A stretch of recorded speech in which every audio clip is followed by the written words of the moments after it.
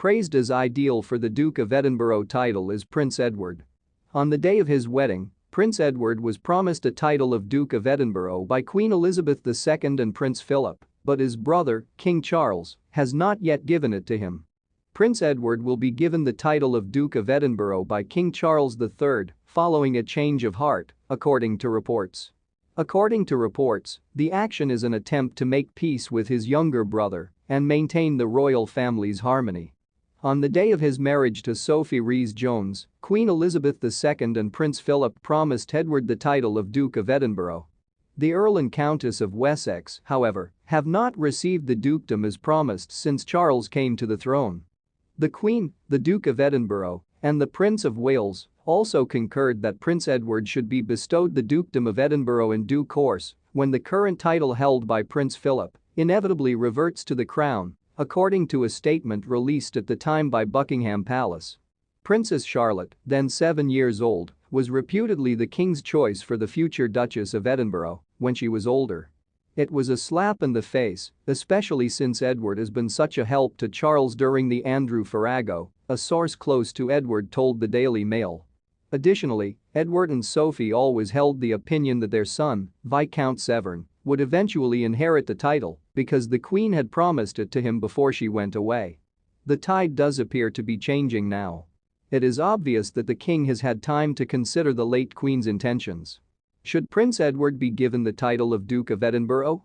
Was the question that readers of express.co.uk were asked to vote on from 11:30 a.m. on Tuesday, January 24, to 1 p.m. on Friday, January 27. 10,781 readers participated in the voting process, with 10,087 of them, 94%, choosing yes to give Edward the dukedom of Edinburgh. While 6% of respondents, 616, responded no, they did not think he should, and a further 78 respondents indicated they were unsure.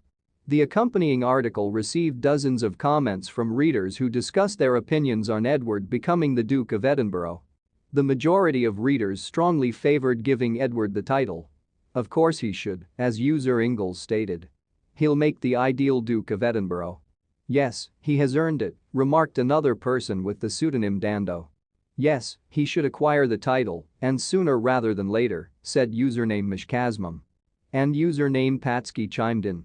Yes, he ought to get it, he deserves it because he has toiled hard for the royal family and the country, while keeping his head down. While this was going on, some readers suggested that Charles keep the commitment he made to their parents.